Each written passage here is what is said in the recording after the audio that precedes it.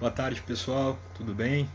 A gente vai fazer então mais uma live aqui na Lotec Academy, hoje com a Débora, e ela vai trabalhar um pouquinho sobre decisões de tribunais da Alemanha, que envolvem decisões que envolvem tecnologia. Boa tarde, o pessoal está entrando já então. Vamos ver, vou esperar então um pouquinho para a Débora entrar.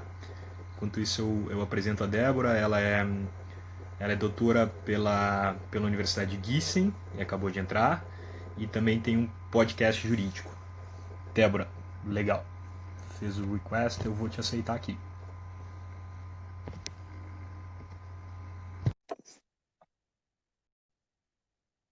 Vamos ver agora. Estou esperando pela conexão. Olá. Oi, Léo, tudo bem? Tudo bem, Débora? Boa Joia. tarde. Boa tarde. Quanto tempo? Bastante tempo, né? Acho que a gente não se encontrou ano passado, né? Verdade, verdade. A gente se viu em Porto Alegre da última vez, não foi? Verdade, Foi. isso mesmo. Legal. Legal. Eu tava então te apresentando, Débora. Eu não tinha falado ainda que a gente se conheceu na Alemanha, enquanto tu fazia o Isso. doutorado em Gießen e enquanto eu bebia cerveja nos Biergarten Você tá com a da cidade. cerveja aí hoje, Léo? Trouxe. Eu peguei uma em tua homenagem, é verdade, ó. Vou beber uma Heineken. Pode ser, Pô, né? mas você vai beber Heineken. Não dá, aí não. Uhum. É sacanagem, né? É. Não dá.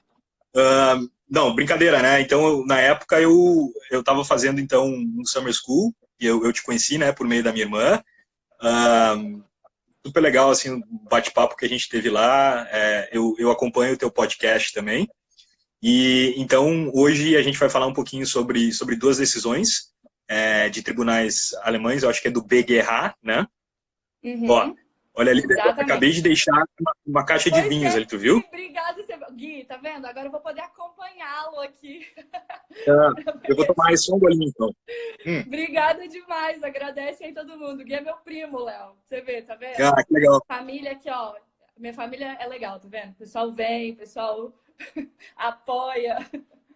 Mas é Que isso legal. mesmo. Então, no podcast eu conto as decisões do BGH. E o BGH, na verdade, é uma sigla, né? Que significa Bundesgerichtshof, que seria o STJ, né? O correlato ao STJ na Alemanha, porque a Alemanha ela tem uma estrutura judicial até parecida com a nossa, no que chega nos tribunais superiores, né? Porque eles também têm uma corte específica para o direito constitucional, né? Que é o Bundesverfassungsgericht.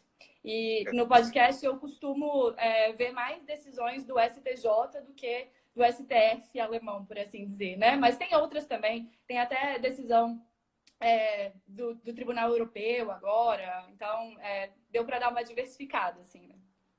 Muito, muito legal. Eu acho assim, antes da gente falar então dessas duas decisões, que elas são bem interessantes, eu não sei se a gente pode fazer um pouquinho um panorama de como funcionam os tribunais na Alemanha, porque tem alguns aspectos um pouco diferentes. O sistema ele é parecido, eu acho que o Tribunal Constitucional talvez ele tenha uma competência um pouco diferente do nosso STF. Nosso STF, ele, na verdade, eu acho que não é um tribunal constitucional propriamente dito, mas o que eu acho legal também é a questão dos. Eu não sei se pode comentar um pouquinho sobre a localização de cada um dos tribunais, eles não estão concentrados, né? Eles têm menos Sim. estrutura que aqui, enfim. Pois é, então, vamos começar de baixo, assim, das primeiras instâncias, né? Legal. A gente tem o Amtsgericht, que seria como se fosse um juizado. Eu vou sempre tentar fazer um paralelo, mesmo que vocês, espero que todo mundo entenda assim, que não é exatamente igual, né? Mas para que nós possamos entender. Toda vez que a gente aprende sobre um ordenamento jurídico de outro país, a gente acaba caindo no direito comparado, porque a gente direto já pensa como é que é no meu país, né? Então, existe a estrutura do Amtsgericht, que seria como a do juizado, né? Então, tem também aí a questão do limite do valor da causa, enfim. Mas a primeira instância, ela é o Landgericht. E aí, eles estão, sim, nas cidades, né? Mas mais nos polos, assim, de comarcas, né? Porque até o estilo de divisão territorial é diferente, né, Léo? Com Gemeinde e Kreis, enfim. Saindo daí, então, quero recorrer, né? Meu processo está lá no Landgericht, quero recorrer. Eu vou passar, então, para o Tribunal de Apelação. E esse Tribunal de Apelação, ele não está, geralmente, assim, não está necessariamente na capital do estado, né? Isso que é legal, e às né? vezes tem mais de um em um estado. Exatamente. Eles são chamados, olha só, se o primeira instância é chamado de Landgericht, Land seria como se fosse, né, aquele território, o Tribunal de Apelação é chamado de Oberlandesgericht. Ober quer dizer acima. Então, ele, na verdade, ele apenas diz tribunal acima do Landgericht. E existem diversos aí pela Alemanha. Se eu ainda quero recorrer, eu vou acabar chegando ou no Tribunal Constitucional, que é o Bundesverfassungsgericht, ou no STJ, que é o BGH, o Bundesgerichtshof, né? Isso é muito legal, né? Porque é muito lógico, né? O direito alemão é muito lógico. Então, a gente vai... São níveis, né? E o que eu acho mais legal, assim, que eu gosto de dar uma olhada, assim, são essas decisões também do Tribunal Constitucional, que envolvem aquela ação que chama-se reclamação constitucional, né? O Verfassungsbeschwerde. E é muito legal. Tem umas decisões muito doidas, assim. Realmente, dá para estudar direito tomando cerveja, né? Lendo sobre as... E é ótimo. Você sabe que quando eu era coach da equipe de competição jurídica de arbitragem lá em Gießen, né? E uma vez por semestre eu fazia a pleading, né? O treinamento com cerveja. Eu falava, olha, hoje é liberado, todo mundo vai tomar cerveja e vocês soltem aí o argumento. Era a melhor audiência que a gente fazia, era da cerveja. Mas enfim. Não, isso é muito legal. Técnicos, né? Oi? Não, e é muito genial essa questão da cerveja, né? Claro, por exemplo, o Misha, o meu cunhado, ele é advogado, né? E eles volta e meia tomam uma cerveja ao meio-dia, né? Os colegas. Aqui no Brasil a gente não vê muito isso. Em Münster, o pessoal no RU podia tomar cerveja, né? O pessoal saía ali da biblioteca, cara, tomavam uma cerveja, claro. O meu professor Steinmeier, a gente discutia sobre alguns assuntos, tomando uma cerveja. Era muito legal. E a então partir tem dos 16 anos, né? Você sabe, Léo, eu tenho um arrependimento tão grande que eu queria, em 2016 ou 2015, não sei, eu esbocei fazer um artigo sobre a lei da pureza, porque para mim ela é a primeira lei de proteção ao consumidor que já houve, né? Legal. De 1516, se não me engano. Não, eu estou enganada, mas ela fez 500 anos por aí. E eu deixei passar essa oportunidade de fazer esse artigo tão tempestivo, mas justamente, né, assim, realmente é uma questão cultural, assim, né, a gente não vê... Eu tenho, inclusive, lá no última instância, tem uma decisão sobre cerveja, sobre uma propaganda que falava que cerveja faz bem. Depois, quem tiver curiosidade, pode ir lá conferir a decisão. Legal, até para mencionar, então, o podcast, ele se chama Última Instância, né? Isso. E ele está em várias plataformas, então ele está no Spotify, mas se você não tem Spotify e você tem um celular iPhone, você pode ir pelo Apple Podcasts, e se você tem um celular Android, você pode ir pelo Google Podcasts. É só digitar Última Instância que você vai achar o podcast. E tem também no meu Instagram, eu sempre linko lá os episódios e comento algumas coisas, tá? Legal. Então vamos lá, para a primeira decisão. E aí, o que tu nos... Então, a gente queria trazer aqui algumas decisões que têm a ver com esse momento que a gente está vivendo, onde a tecnologia está sendo tão importante, né, para movimentar a sociedade. Então, a primeira decisão que eu queria contar é sobre comércio eletrônico. E olha só essa decisão. Imagina que uma pessoa comprou um colchão pela internet. Você compraria um colchão pela internet, Léo? Acho que sim, eu já comprei. Não, nunca comprei. Não sei se eu compraria. Tem muita gente pensando, nossa, vocês comprariam, vocês estão aí assistindo, vocês comprariam um colchão pela internet? Ou vocês têm que ir lá, fazer o test drive, sentar no colchão, deitar no colchão na loja, enfim, né? Eu já comprei um colchão pela internet, na Alemanha, inclusive. E aí, esse consumidor, ele comprou um colchão, e não era um colchão barato, ele comprou um colchão caro, né? O colchão chegou na casa dele, ele desembalou o colchão, que vinha, é claro, numa embalagem plástica protetora, com uma capa protetora, e foi testar o colchão. E aí, ele não gostou. E foi devolver o colchão, né? E assim como aqui no Brasil a gente tem lá no artigo 49 do CDC, né, o direito de devolver, né, o produto sem nenhum motivo, né, de rescisão imotivada quando você faz uma compra pela internet, isso também acontece na Alemanha. Só que na Alemanha até o prazo é maior, ele é dobrado, né? está no artigo 355 do Código Civil, que a pessoa pode devolver aquilo que ela comprou pela internet no prazo de 14 dias. Então, dentro desse prazo, ele quis devolver o colchão, né?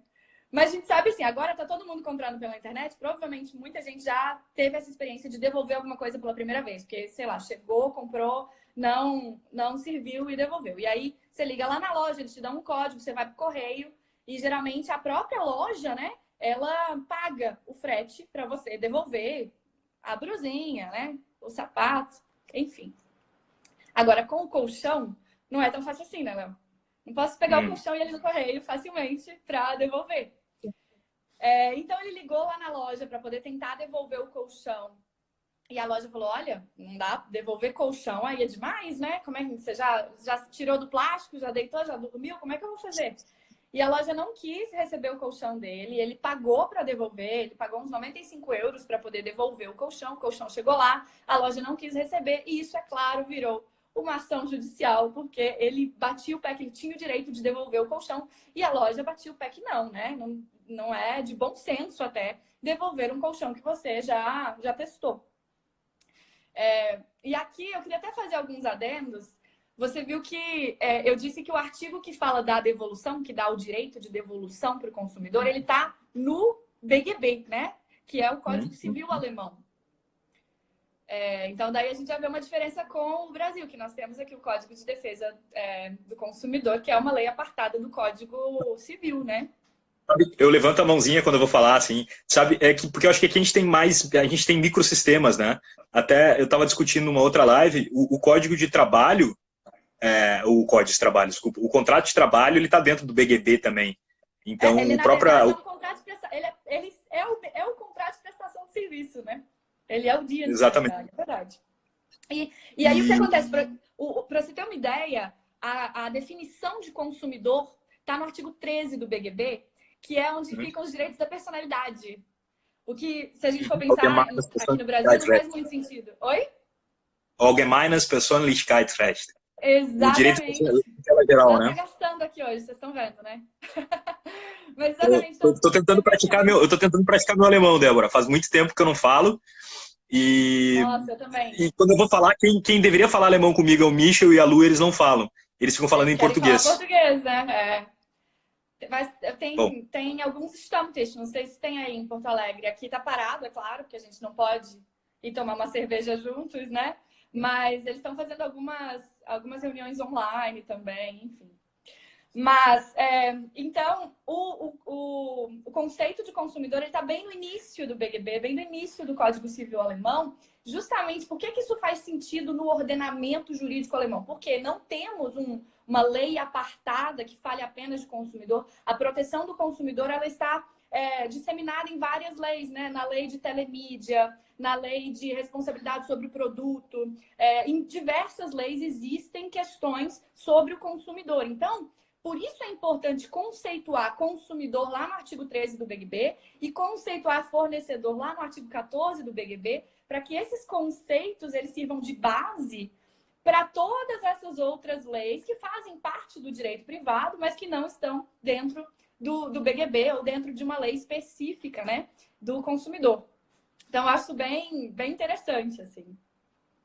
Bom... Tem algumas perguntas, algumas observações já para ti, Débora. Conversar com a família do Timo, quero em alemão. muito! Timo, ja, machen wir, Patrícia. Vamos sim. Débora, o que eu acho muito legal, eu não sei se tu compartilha dessa mesma ideia, mas a impressão que eu tenho é que no direito alemão eles têm uma fixação pela base. Então, a teoria geral, então, tanto os estudantes como os professores, né, o operador do direito, os caras têm uma base muito forte. Eles sabem de tudo um pouco para poder sedimentar aquilo e utilizar para a área específica deles. Então, eu tive um choque quando eu fiz uma cadeira de Datenschutzrecht. Cara, o professor começava a perguntar coisas do nosso ordenamento. Depois de 2018? Eu fiz depois, eu fiz ano passado. Então, e daí eu fiz essa cadeira... Depois que saiu a diretiva da União Europeia. Exatamente. Mas em Gießen eu fiz uma cadeira de Cyberlaw, né, daquele curso, só que daí era em inglês, te lembra? E então, o o que eu acho muito para mim foi impactante é que eles têm um conhecimento geral muito forte, que a gente às vezes aqui não tem. Começou a perguntar algumas coisas, olha, professor, não é da minha área, mas eu posso pesquisar. E eu comecei então aí um pouco mais preparado, porque ele sempre queria comparar com o Brasil. Eles têm essa fixação, né, também pela Mas base você não e por sentia isso outro... também, Léo? Você senta Como? na cadeira, alguém te fala outro ordenamento, na hora você já virou direito comparado, você virou um manual de direito comparado, que é isso que a gente faz, né? Exatamente. E a gente não tem tanto isso no Brasil, né? Isso eu acho muito legal, eles quererem comparar. Eles têm Sim. no âmago deles, essa fascinação por outros ordenamentos. Então eu acho muito legal isso. Porque Fecha eu acho parênteses, que desculpa. assim, né, o desenvolvimento do direito, ele pressupõe isso, né? Se a gente ficar sempre olhando só para o nosso umbigo, a gente nunca vai saber como é que funciona, como é que se há outras soluções ou não. Isso é uma das coisas mais ricas que eu vejo quando a gente pode ler outros ordenamentos jurídicos, ou tem a experiência que você teve de ir para lá, fazer um curso, ou a minha, né? Ou de falar outros idiomas, assim. Isso é uma das coisas que eu mais amo em falar outros idiomas, é poder realmente entender outros ordenamentos jurídicos e outras culturas, né? Por que se faz de um ou de outro jeito. Aqui, eu queria perguntar para a galera que está aqui assistindo se eles acham que o tribunal deu ou não ao consumidor o direito de devolver o colchão enquanto a gente conversa. O que vocês acham? Se ele pode ou não devolver um colchão que ele comprou pela internet. Vamos ver o que o pessoal diz. O que você acha, Léo? Eu sabia que tu ia fazer essa pergunta para mim. Tem resposta errada. Dá para fundamentar as Eu vou duas. Quem chutar. decide direito? A Paty acha que sim. Espera que sim, que ele Eu tenha estou podido. junto com a Patrícia. Eu espero que sim. Eu espero que sim. Mas eu não sei. Então, olha só. Já tinha tirado da película, tal. Ele foi, devolveu. E aí, ele começou a ação lá no Amtsgericht, que nem a gente falou aqui no início, né? No Amtsgericht da cidade de Mainz, tá? E ele pediu, então, todo mundo pelo consumidor, olha só. CDC aqui bem arraigado. 25 anos de muito direito do consumidor. Ele começou essa ação lá no Amtsgericht de Mainz, né? E ele pediu de volta tanto o preço do produto quanto o custo do transporte e o custo com o advogado que ele teve, né? Mas, aí o que aconteceu? Lá no Amtsgericht, ele teve uma sentença favorável. Então, todo mundo aí, sim, baseado no BGB, ele pode devolver, tudo certo. Isso lá em A Fernanda é médica, viu?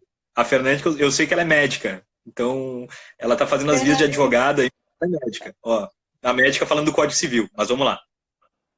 É isso aí. Não, parabéns, né? Temos que saber. Ainda, tem direito médico também no podcast, hein? Nossa, tem uma decisão muito legal sobre transplante e a obrigação do médico de informação. Depois passa lá, Fernanda. Mas, enfim, deixa eu voltar aqui estrutura. Desculpa. Não podia ter tirado o lacre. É isso, Fernanda. Foi isso que que a loja argumentou. Então, o que aconteceu? Ele conseguiu na primeira instância lá no Amtsgericht de Mainz. Aí ele subiu para o Oberlandesgericht e ele conseguiu de novo o direito de devolver o colchão. Mas a loja falou, não, mas espera aí, você me devolve um colchão que você já dormiu em cima dele, já tirou o lacre, já tirou todo o plástico, não tem jeito, né? Realmente, você perdeu o seu direito. Foi justamente essa a argumentação da loja. E assim, realmente, né, quando eu comprei o colchão, eu comprei pela Amazon lá na Alemanha, não tinha como eu não tirar o colchão do plástico, Léo, para poder testar, porque ele vinha a vácuo, ele vinha embalado a vácuo. Então, na verdade, eu tinha que tirar, ele veio tipo um rolo, assim, tipo um tapete. Eu tinha que tirar ele do plástico, esperar ele 2 dias inflar para testar, né? Não dava para testar em cima do plástico.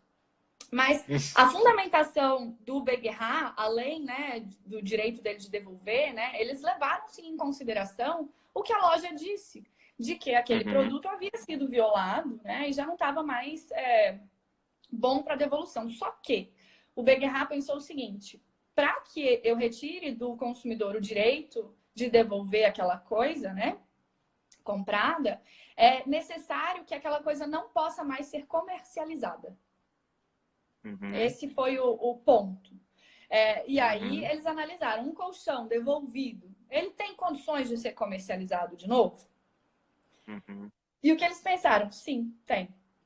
Se a loja fizer todo o processo de limpeza daquele colchão, ela pode voltar a comercializá-lo. E foi por Talvez essa isso, decisão Desculpa, talvez essa decisão fosse revista hoje em tempo de Covid.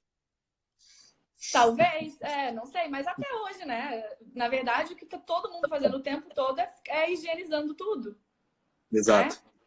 né? Uhum. Mas eu achei interessante que eles colocaram justamente esse o ponto, né? Saíram um pouco desse negócio, tá dentro do prazo, não tá? O nosso Sim. prazo aqui, ele é até menor, e eu acho engraçado isso, porque o correio na Alemanha, a logística, né, funciona muito bem, né? Você lembra que a gente compra uma coisa hoje, amanhã chegou sempre, né? Uhum. Uhum. E aqui o prazo é bem menor, né? Apesar desse lapso aí ser maior, né? Enfim. Uma outra questão legal, eu não sei se você estudou isso na época, Léo, mas para comércio eletrônico, a União Europeia tem uma plataforma de solução de conflitos, você sabia? Uhum. Uhum. Eu já ouvi falar. Uhum. E aí, Eu acho que... esse caso foi para o judiciário, né? Uhum. Mas aí Eu não poderia. conheço o caso. Como? Desculpa, eu não conheço o caso. Um caso envolvendo essa plataforma. Não Pois sei se tu pode é, comentar também. existem, é bem legal, assim, na verdade, a gente não conhece tantos casos porque a plataforma, ela não Uhum. usa o judiciário, ela usa a Uhum. arbitragem e a mediação. E Legal. muitas vezes a arbitragem e a mediação são feitas em privadas, né, em câmaras privadas, e por isso não tem tanta publicação das sentenças, mesmo quando a Aí arbitragem não é confidencial. seria uma ODR, então, Débora, nesse caso. Ou, Eles fariam. exatamente, ODR. Uhum. Que significa Legal. Online Dispute Resolution, para quem Resolution. não conhece a sigla. E eu É, acho eu muito vejo que no legal Brasil, a União Europeia ter feito isso. eu acho que no Brasil também já está começando agora. Eu sei que, por exemplo, o Quinto Andar. Quando eu fui para a Alemanha, eu loquei o meu apartamento via Quinto Andar. E, enfim, voltei, ele segue locado e eu estou na casa dos meus pais. Mas Você isso é tem outra uma história. cláusula de arbitragem no seu contrato lá do Quinto Andar. Exatamente. No Quinto Andar eu fui dar uma olhadinha e a cláusula é de arbitragem, né? Então qualquer É, discussão que possa vir a existir vai ser discutida, enfim, por meio de uma arbitragem. Eu achei interessante, né? Já está se trazendo é, isso para o Brasil também. eu já Mas deixa tive eu a te oportunidade perguntar, de então. conversar. Como? Pode falar, desculpa. Eu estou te Eu tive a interrompendo. oportunidade de conversar com um advogado, né, que chegou para ele um caso de um cliente que era locatário de um apartamento do quinto Uhum. andar, e esse advogado não conhecia a arbitragem, não sabia o que fazer, e aí ele me ligou e perguntou, olha, como que faz, né? Então, acho que a gente vai chegar nesse ponto sim, mas com relação à arbitragem consumerista, eu acho que demora um pouco, porque a comunidade consumerista é muito contra a arbitragem e muito contra a ODR ainda. A Daniela Kirsch está Uhum. falando aí que tem muita ODR aqui já. Eu acho que aumentou muito durante a Uhum. pandemia. Eu mesmo sou árbitra em um processo que, se não fosse a pandemia, ele estaria correndo normalmente presencial, com audiências presenciais. Mas, como estamos em pandemia, estamos fazendo todas as audiências virtualmente. Então, acho que a pandemia vai fazer isso crescer muito, né? Eu não sei se tu já viu, Débora, tem até uma plataforma do próprio Facebook que eles criaram, que é uma corte, é basicamente uma corte online. Então, que Legal. o julgador é o próprio Facebook, é o Zuckerberg. Eu não sei se alguém conhece, alguém que está assistindo a live que pode comentar um pouco mais, né? Mas eu digo Zuckerberg no sentido de serem eles os próprios árbitros, digamos assim, e eles têm todo um procedimento próprio. Os nomes que eles utilizam é apelação, enfim. Então tem essa Mas corte dentro do Facebook. eles dirimem os conflitos entre o Facebook e o. Ah, mas E é o usuário. complicado, né? Achei complicado, É, Léo. Né? eu não conheço É muito ainda, eu ouvi falar imparcial. há pouco tempo. Se alguém puder, né, se alguém puder apresentar isso, ou se já tem conhecimento sobre, seria legal, né? É, Mas, enfim. Mas, desculpa, seguindo o assunto. Então, tem essa não, mas questão realmente porque dessa... assim, fica parcial. Eu acho que a chave da arbitragem, né, é você ter alguém imparcial, e a lei exige isso, né? A lei exige do árbitro imparcialidade, neutralidade, né, Uhum. independência, e senão você não pode ser árbitro e aquela sentença é anulável. Então aí teríamos um problema, né? Eu até lancei agora um curso de arbitragem online, se alguém tiver aqui Uhum. interessado em aprender arbitragem, saber como funciona o procedimento, para não acontecer como esse advogado que chegou para ele no caso e ele falou, e agora, para onde que eu vou, né? Tem o link para o curso na minha bio, se vocês se interessarem. Legal, acho que fica a dica. Eu talvez queira fazer. Eu vou procurar esse curso Eu vou adorar depois. ser como aluno. Mas, Débora, olha só, fazendo o link, então. A gente está falando um pouquinho dessa discussão envolvendo direito do consumidor. A gente passa um pouquinho para as ODRs. Aqui eu acho interessante essa questão de plataformas. Eu tenho estudado isso no meu doutorado. E a gente vê que as coisas estão mudando muito rápido, né? Eu acho que isso eu acho que tem uma questão com relação essa segunda decisão, né? Que tu vai comentar um pouquinho conosco aqui, né? Que diz respeito à reputação, né? Como é que essa segunda Então, decisão? essa questão da reputação, a gente até estava falando antes, né, Léo, que ela é muito importante hoje em dia. A reputação que as empresas têm na internet, que todo mundo tem na internet, né? E o que acontece? Então, por exemplo, né, até voltando aí um pouco na questão do ODR, dessa plataforma da União Europeia, que quer dirimir os conflitos entre consumidores, e essa plataforma é só para comércio eletrônico, tá? E por que ela, na verdade, por que ela é importante? Porque a gente está falando aí da União Europeia. Então, se eu sou portuguesa e comprei de um fornecedor alemão, né? Eu tenho um problemão se der erro aí nessa relação. Se eu receber um produto com um defeito, poxa, o fornecedor alemão vai ter que vir aqui no meu domicílio, em outro idioma. E aí, por isso, a União Europeia fez essa plataforma e facilitou muito, através da arbitragem, esse tipo de solução de conflitos. Mas também fica público quem são as empresas que dão mais trabalho, né? Que é o que faz aqui o papel tipo, de um reclame aqui, né? Exato. E essa plataforma foi criada quando, Débora? Foi criada no início de 2000... Ai, não sei de cor, mas nos anos 2000. Tá. Patrícia, muito obrigada. A Patrícia está aqui me ajudando a fazer o jabá. Olha só, já colocou aqui o link para o curso de arbitragem para vocês irem lá dar uma olhada.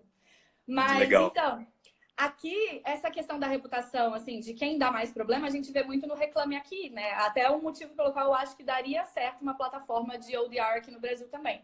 Mas a gente também vê a reputação dos fornecedores na própria avaliação do Google, né? Acho que quase todo mundo, tudo que a gente vai fazer hoje, você vai lá ver. Vou no médico. Você vai lá no Google, você joga o nome do médico no Google, não joga, Léo? Fala aí. Vamos ver quantas estrelinhas ele tem. Eu acho que tem agora até uma plataforma, Doctoralia, eu não me recordo, né? Que tem avaliação dos próprios médicos. Então existem já plataformas nesse sentido. A Daniela referiu ali sobre o tribunal. Quem integra é o Ronaldo Lemos, eu acho que ele é um professor do Rio, né, da FGV, me corrija se eu estiver errado. De direito digital. Direito digital, é interessante, bem legal. Bom, vamos lá, desculpa, e aí? Pois não, e tem essas plataformas, assim, tem para médico, a gente vê muito no escavador, né, de repente, eu lembro a primeira vez que eu joguei meu nome no Google, de repente um currículo meu lá num lugar que eu nunca tinha visto, né, e acho que muita gente conhece, tem uma plataforma que se chama Yelp, que ela é só para avaliar tudo. Restaurante, médico, qualquer estabelecimento. Ela é muito usada nos Estados Unidos, a Yelp. Você já ouviu falar dela? Sim, já ouvi. E é bem, a gente não utiliza tanto, né? Como? Aqui nós não utilizamos tanto, né? A gente vai direto no Google, né? Mas é mais ou menos a mesma estrutura do Google, assim. Você pode dar 5 estrelinhas e pode comentar. E aí o que aconteceu? Tinha uma academia de ginástica que se sentiu muito prejudicada pela avaliação que ela tinha na Yelp lá na Alemanha, sabe? Porque ela ficou com uma nota total de 3,5. E aí ela foi ver na avaliação dela que a Yelp não estava... essa média, né, de 3,5 não levava em conta todas as avaliações que todo mundo tinha feito. Levava em conta algumas avaliações que a Yelp dizia que eram avaliações recomendadas. Então, a média, né, a nota que fazia aquela média de 3,5, ela não vinha das 50 avaliações que tinha, mas, sei lá, das 20 que eram consideradas avaliações recomendadas. E essa academia achou um absurdo e foi atrás de ter reconhecido, de ter ressarcido seus danos reputacionais na internet. Né? Que legal. Eu acho muito, muito legítimo. Não, com certeza. Deixa eu te fazer uma pergunta, então, Débora. Onde esse fundamento, essa aplicação das estrelas, esse parâmetro que se utilizava, então, de não se observar todas as avaliações, mas apenas umas, esse parâmetro estava dentro do próprio site. A pessoa tinha acesso a isso. Como eles chegaram... Algoritmo do site, sim. Aí, esse é o ponto. Porque o que acontece? O site tinha lá um algoritmo que falava, o Léo aqui. O Léo já veio aqui, ele já deu 5 avaliações, ele já avaliou um médico, uma academia, um restaurante e outras. Eu vi que ele fez comentário. Um cara, assim, que tá aqui no Yelp, entendeu? Então, eu acho que a avaliação dele é uma avaliação recomendada. É mais legítima que a de outras pessoas que só foram uma vez. Mais do que de outras pessoas que só foram uma vez, exatamente. Então, era feito essa classificação pelo algoritmo do site. Mas tinha lá no site, né? Uma explicação do que é o comentário recomendado. Justamente dizendo isso, olha... Para considerar um comentário recomendado, a Yelp vai levar em conta esses e esses critérios, mas é feito automaticamente pelo algoritmo. E aí, é desses comentários que se faz a média para dar a nota total para um estabelecimento, que no caso aqui foi a academia. E as avaliações recomendadas não tinham sido levadas em conta. A academia ajuizou uma ação pedindo para que fossem levadas em conta essas outras avaliações, porque elas eram muito boas, sabe, Léo? Mesmo, né, sem estar lá naquele critério de confiabilidade do usuário. E a academia também disse que os critérios não eram tão claros, até porque é feito por um algoritmo, né? O que aconteceu? Primeira instância, lá no Landgericht, que nem a gente falou no início. Essa é uma decisão de Munique. Primeira instância, os pedidos da academia foram totalmente indeferidos. Depois, né, a academia ela apelou e aí ela conseguiu obrigar a Yelp a exibir todas as avaliações e a pagar danos. Então, quem levou o caso para o BGH, para o STJ da Alemanha, foi a própria Yelp. Exatamente. E o BGH... Aí, qual que foi o embasamento legal, né? Tem um artigo no BGB que diz que você tem que pagar dano se você disseminar fatos falsos sobre alguma pessoa.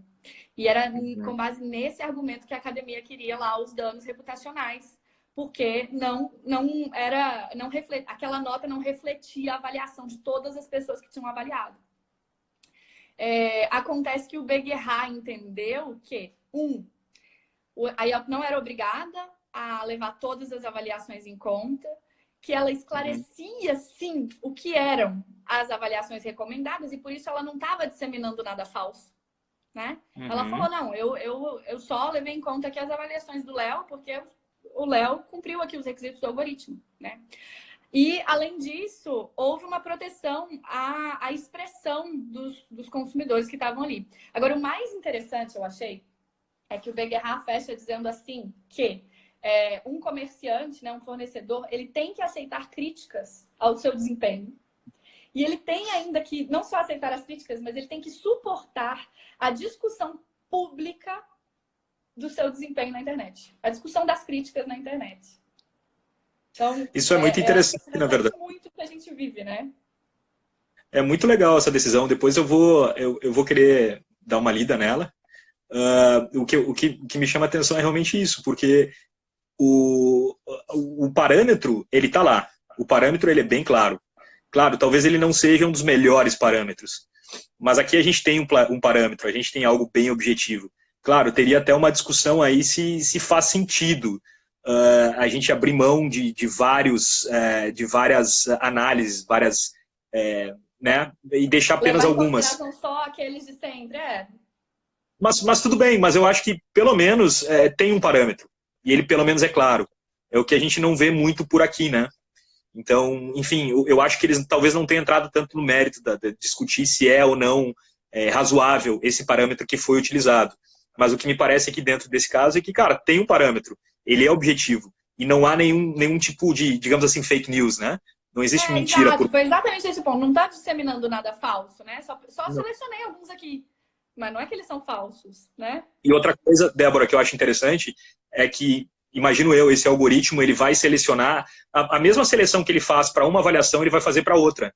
né? Então, me parece que se ele fizesse avaliações distintas para, enfim, para academias distintas, aí sim nós teríamos um problema. Mas a avaliação está clara e ela é feita de forma objetiva para todos, Boa, né? Léo, exatamente. Eu acho que esse é um ponto muito, muito importante, né? Não é Acho que foi injusto. a cerveja ajudou. Foi a cerveja. Ai, tô triste, queria muito te acompanhar, mas meu vinho tá lá embaixo, segundo o Guilherme, meu primo, né? Tá na portaria. Mas eu acho que esse é realmente um bom ponto, assim. Enfim, a gente trouxe aqui só essas duas decisões, né? E que fique bem claro e ressalvado que a gente está fazendo aqui uma análise super sucinta, né? Super superficial, na verdade, porque, é claro, as decisões do BGH tem mais fundamentação, mas a gente queria só realmente trazer aqui essa discussão desse momento que a gente está vivendo, onde as avaliações são tão importantes, o comércio eletrônico é tão importante e como que isso pode afetar, né, nas relações jurídicas. Eu acho muito interessante, muito válido, principalmente esse segundo ponto, a segunda decisão me tocou bastante, porque é realmente muito complicada a questão da reputação online. Então, a gente vê, se a gente passa um pouquinho para o direito do trabalho, tem uma discussão hoje em dia se é possível a pessoa levar uma reputação que ela tem em uma plataforma para outra, né? Porque isso faz parte de você. E hoje em dia, mais do que nunca, né? A gente passa o tempo inteiro conectado, né, Débora? É um negócio, assim, é apavorante. Eu tô muito apavorado com o que está acontecendo. Eu estou em casa, eu trabalho, então, numa startup. Quando eu vejo, eu estou trabalhando 10 horas por dia e eu sigo. Então, a questão digital ela tá muito em evidência. E a gente tem que ter muito cuidado, seja com a questão da reputação, seja com a questão da desconexão. Eu acho que são matérias legais, muito interessantes.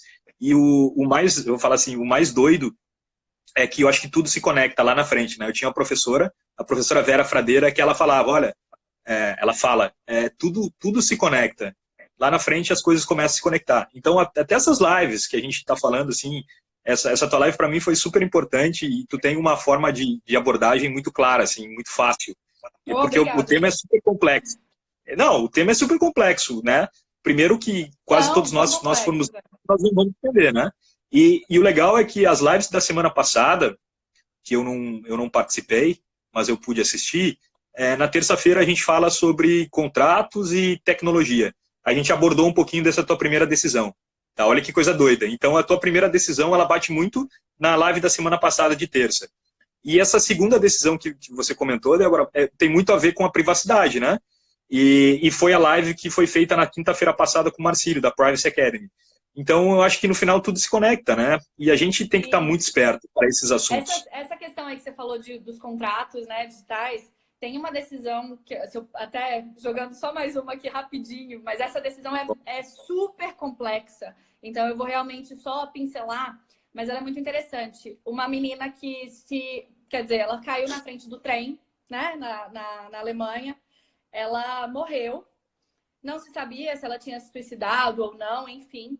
Mas ela tinha uma conta no Facebook, ou seja, ela tinha um contrato com o Facebook. E os pais ajuizaram uma ação para terem direito a acessar a conta dela, porque ela morreu, o Facebook colocou a conta dela em modo memorial e ninguém tinha acesso, né? E o que eles queriam, na verdade? Não é que eles queriam invadir privacidade nem nada, mas eles queriam ver lá as mensagens, alguma coisa. E, mais importante ainda, o motorista, né, o maquinista do trem, ele precisava saber se aquilo tivesse sido, né, um suicídio, era importante para tirar a responsabilidade penal dele. Então, acessar a conta de Facebook daquela menina era de extrema importância, assim. E é uma decisão riquíssima, riquíssima. Tem episódio no última instância sobre ela, sobre o direito sucessório, né, dentro dessas questões, mas a questão principal que o BGH analisou foi justamente a questão contratual, porque eles entenderam que os pais da menina, enquanto sucessores dela, né, em todo o seu patrimônio, inclusive sucedendo-a nas relações contratuais, teriam direito a figurar ali como contratante naquela relação com o Facebook. E deram, então, aos pais o direito de acessar a conta da menina. É uma decisão interessantíssima. E ele também refere o direito do maquinista, Quem analisou a ação foram os pais, né? Então eu tô analisando, eu analiso só a parte civil. Mas era muito importante essa parte pro maquinista também. Mas o Beguerra, ele chega a mencionar a questão do maquinista dentro dessa decisão ou não? Ele entra só no mérito dos pais? Chega assim, a mencionar as consequências, assim, né? Que pode haver essas consequências, mas mais no relatório. Explicando, assim, né? As motivações que levaram os pais a ajuizarem aquela ação. É uma ação, assim, ela virou ícone. Ela é muito importante, mas eles analisam a coisa de vários vieses, assim. Inclusive, um dos episódios eu acho mais interessantes lá do Última Instância. Quem tiver curiosidade, passa lá. Eu conto as decisões assim em 10 minutos, né Léo? Sim. Só tem alguns episódios com convidados, né? Que aí são mais longos, é claro, porque aí a gente tira tudo dos convidados que eles têm para oferecer. Mas esses que sou eu falando, em 10 minutos eu conto a decisão e são realmente muito interessantes. E eu acho que é esse o objetivo aqui, quando a gente estava falando de direito comparado, tá? Às vezes muitos não falam alemão, não conseguiriam ter acesso a isso, mas a gente está aí para isso, né? A gente faz tradução de artigos, tem o podcast Última Instância, que traz essas decisões mais recentes, em português, explicando aí como que funciona, né? Aqui está a Alotec com essa preocupação também de trazer um pouco de direito comparado, né? Isso eu acho muito legal. Eu acho muito legal também, porque é uma fonte muito confiável, né? Tu é uma fonte muito confiável, eu acho legal. Assim, eu posso dizer, imagino assim, né? É muito legal isso. Melhor, Por que não? Porque às vezes a gente tem esse problema, né? É muito ruim. Agora eu tô tentando, a Marina que trabalha comigo, nós trabalhamos juntos, ela fala francês, então eu fico meio, eu quero aprender francês, eu quero, sabe, é mais fácil, claro. Agora, é difícil demais, tá? Já vou avisando. Não, a questão da escrita é horrível. Qualquer coisa tá valendo. Qualquer coisa vai, mas eu não falo ainda o teu alemão, né? Eu falo um pouco, eu consigo pedir cerveja no bar, isso eu consigo muito bem. Tão modesto. E então eu acho muito legal isso da gente ir direto na fonte, sabe? Porque às vezes a gente está lendo alguma coisa e, cara, não é realmente aquilo. Poder ter o conteúdo assim, beber na fonte, né? Na tradução, claro que sempre alguma coisa se perde, sempre, né? Até as pessoas que traduzem bem, alguma coisa se perde. Para mim, um dos maiores exemplos é o Dasein, sabe? Poxa, é difícil demais traduzir Dasein, sabe? Foi um artigo do professor Hamann que eu estava traduzindo, que ele falava sobre a conta bancária base, sabe? Que, até no Brasil também, né? Os bancos são obrigados a dar uma conta bancária básica sem nenhum tipo de ônus para todo cidadão, porque quem não tem uma conta bancária não dá Zain, sabe? Não participa da vida em comunidade, não consegue comprar, fazer negócios e tudo. E aí, quando eu fui traduzir esse artigo e ele mencionava o Dasein, eu ficava, poxa vida, como... Não existe uma palavra, né? Não existe. Mas não tem. Tu precisa, às vezes, de uma frase inteira para poder traduzir. Não é uma palavra, acho que é um sentimento, né? A própria, até algumas, tipo, selbstverständlich, né? Autocompreensível, até qualquer coisa, próprio echt, tipo, cara, sabe? Não tem, é coisinha simples, assim, que, cara, não faz sentido no português.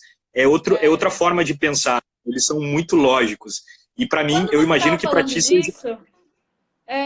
Oi? Só quando você estava falando a questão de que eles são muito lógicos, muito técnicos, eu acho o seguinte, eu não acho que o nosso direito, ou que nós brasileiros, juristas brasileiros, que nossa faculdade, ela deixa nada a desejar. Na verdade, eu acho que somos muito bons, sim, e a gente tem, sim, um conhecimento amplo. O que nos falta, e eu acho que é isso que fica tão claro quando a gente vê os juristas alemães, é estrutura, sabe? Então, quando você fala, eles partem da base, é porque o brasileiro, né, aqui generalizando e me incluindo, o que a gente costuma fazer? Eu já sei o resultado. Então, eu vou daqui para lá, né? A gente faz como se a gente estivesse fazendo uma peça processual mesmo, que você começa do final, né? Você já começa aqui na acordo. Isso aqui você não precisa nem analisar. Não, tu vê os próprios acordos ou decisões, sentenças, já eles vão de trás para frente. Eles constroem com... Tá, desculpa, eu te entendo. Sim. É isso. A gente constrói o pensamento sem ter uma estrutura de passo a passo, né? E o jurista alemão, a formação jurídica na Alemanha, ela é exatamente o contrário. Ela vai de passo em passo. Qual que é o mais básico do básico? Agora a gente dá o próximo passo. E isso só vai reverter, ou seja, o alemão ele passa a faculdade toda até o primeiro Staatsexamen pensando assim. Só depois do estágio, né, depois do referendariato, depois do segundo Staatsexamen, é que ele começa a fazer essa conversão que a gente faz, que é começar do final, para escrever peça. Mas eu acho Mas que aí isso ele já tem a faz... base, né? Mas ele já está Exato, preparado para isso. já tem uma estrutura muito clara. Eu via muito isso, Léo, quando eu era coach da equipe de arbitragem em Gießen, porque eu costumava misturar o time, né? Eu tinha 2 alunos brasileiros, 2 alunos alemães no time. E aí, quando eu juntava essas 4 pessoas para escrever uma peça processual, numa língua que não era nem português, nem alemão, que era inglês. E aí eu via que, assim, os brasileiros, eles aportavam ali muito mais vontade, muito mais, não, meu cliente tem razão e tal. E os alemães ficavam com aquela estrutura bem feita, né? E às vezes dizendo, não, isso aqui não pode, mas o alemão não. Aí o brasileiro, não, dá. Quando juntava essas duas forças, ficava maravilhoso, porque saía uma peça com força, mas com estrutura, sabe? Que te pega pela mão no pensamento jurídico e te leva, olha, passo 1, passo 2, passo 3, sem pular etapas. E eu acho que essa estrutura é muito legal na Alemanha. Eu acho legal, e realmente, quando a gente vai olhar, por exemplo, os seminários, né, as apresentações dos professores, o próprio professor Ham, eles caras saem lá de trás, eles vão fazendo toda uma construção para chegar no final e falar, nossa, como é que ele chegou aqui? E daí tu começa a relembrar toda a estrutura que eles criaram, toda uma atmosfera. Então é muito diferente, é totalmente diferente. Assim, só quem tá lá para poder entender um pouco, assim, e ainda assim muito pouco, né? Porque realmente o pensamento ele é totalmente diferente. Ó, tem uma pergunta da Fer. Qual direito no mundo acha mais parecido com o alemão? Me parece ser do Brasil, mas não sei. Olha aí. Então, Fernando, olha só. No mundo, a gente tem 2 tipos, né, de sistemas jurídicos principais, que são civil law e common law, né, Léo? Vamos A lá, sim. Fernanda é a médica, correto? É médica. É a Ela tá médica. até com roupa na foto. Tá de branco. Então tem o common law e o civil law. Não sei se você já deve ter ouvido falar. Common law são os países anglo-saxões, têm muita tradição de common law, que eles têm menos lei positiva, né, menos código escrito, e se baseiam mais em jurisprudência, em casos que já em outros julgados. A Alemanha, assim como o Brasil, tem o sistema de civil law, né, que é esse sistema muito mais embasado na lei escrita, nos códigos, do que na jurisprudência. O nosso direito ele tem muito embasamento alemão, sim, principalmente o direito civil, né, Léo? Exato. Um pouquinho do Mas tem trabalhista. muito de direito francês também. Acho que a Constituição também tem um pouco do direito alemão. Acho que o nosso direito é uma concha de retalhos, né? Tem um pouco de tudo. Tem muito Traz para cá no e vamos processo aplicar. tem muito de direito italiano, né? Mas a gente sim tem muita semelhança, não só por sermos civil law, mas porque o Brasil traz muitos conceitos da Alemanha, até porque muitos professores, né, muitas das pessoas que ajudaram a fazer os projetos de leis estudaram na Alemanha também. Mas não sei se eu acho que o mais parecido deve ser o da Suíça, né? O da Áustria. Geralmente, quando a gente. Até na arbitragem, por exemplo, que você pode escolher qual a lei que você vai aplicar o caso, né? Então, eu posso fazer uma arbitragem aqui no Brasil aplicando o Código Civil alemão. Geralmente, se você tem partes que querem uma lei parecida com a delas, mas que seja neutra, por exemplo, você tem uma parte da Alemanha e uma parte da França. A gente não quer nem o código francês, nem a BGB, porque, né, para ser mais neutra, eles aplicam uma lei bem parecidinha, assim, vamos aplicar o Código Civil da Suíça, né? Código chinês, não? Código chinês. Acho que dificulta a leitura, né? Mas atrapalha um pouco. Depende, eu acho que depende também do ramo, né? Assim, na mineração tem muito da Austrália, enfim, depende do ramo. Mas o Brasil importa, assim, muitas coisas da Alemanha. Continua, como o Léo, acho que a gente continua sendo uma coxa de retalhos e eu vejo, sim, muita diferença na estrutura. E o alemão, ele coloca detalhinho por detalhinho na lei, né? Não, eu acho interessante, Débora, assim, até já indo para o final, eu tenho um happy hour jurídico, um happy hour online, às 6 horas com a nossa equipe lá, então daqui a pouco eles já estão me esperando. A gente faz agora uns happy hours online da galera. Happy hour, Léo. Já é, não, é a primeira cerveja, eu não posso beber muito também, né? É o Hallen, eu lembro do, é o Hallen, aquele Biergarten do o Michel me levava nas segundas-feiras, O Michel era não é boa um maço influência, queria de dizer isso €1. aqui. Como? O Michel não é boa influência ficar te levando pro Harlem. Não, vamos deixar bem claro aqui, o Michel não é nada bom, assim, nada boa influência.